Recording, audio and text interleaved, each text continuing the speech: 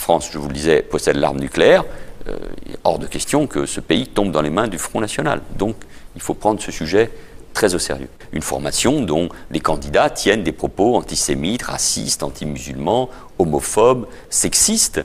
Donc oui, ça me préoccupe parce que sur fond de crise économique et de crise politique, ce discours anti-européen, mais aussi qui vise à diviser et à toujours prendre comme bouc émissaire les immigrés ou les musulmans, peut détruire la société française. Je réponds au Front National qu'une fois de plus, sur ce sujet comme sur d'autres, ils cherchent non pas les solutions, mais les problèmes. Ils cherchent non pas la cohésion de la nation, la force de la République face aux défis auxquels elle est confrontée, mais son abaissement dans les divisions, les querelles, les approximations, les amalgames, et je dois le dire, les mensonges. Madame...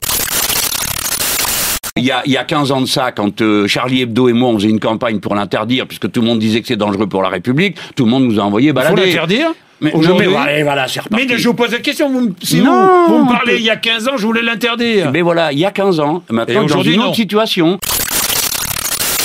Il a raison de désigner la menace.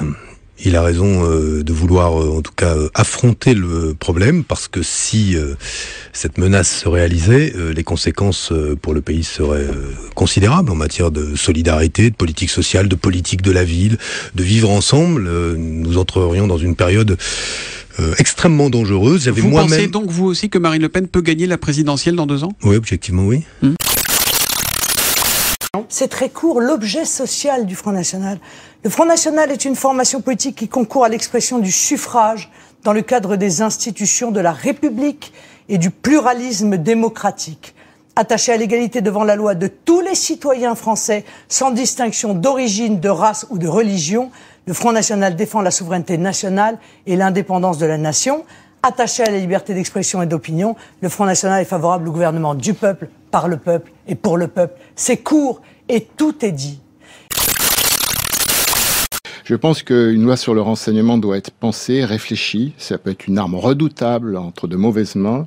Et là, c'est tout le problème de cette loi sur le renseignement. Une loi sur le renseignement doit protéger les citoyens contre les autres citoyens, donc contre le terrorisme, la criminalité organisée, mais aussi protéger contre l'État. Et là, sur ce verset protection des citoyens contre l'État, on n'y est pas du tout. L'État peut être tenté de surveiller à un moment donné ses opposants, des mouvements sociaux, des mouvements de contestation, faire du renseignement politique. Mais sinon, oui, je crois qu'il faut voter cette loi. Bien entendu, il la faut, parce que en réalité, les gens seront prévenus, et en particulier l'appareil judiciaire, dès qu'on déclenchera quelque chose contre des individus. Ça n'empêchera pas d'en déclencher sans le dire, bien entendu. Il ne faut pas être naïf. Manifestement, Selon le New York Times, ce projet de loi aura un effet désastreux sur la liberté de la presse. Les journalistes pourraient ainsi déclencher une surveillance injustifiée en faisant simplement des recherches sur Internet pour traiter l'actualité.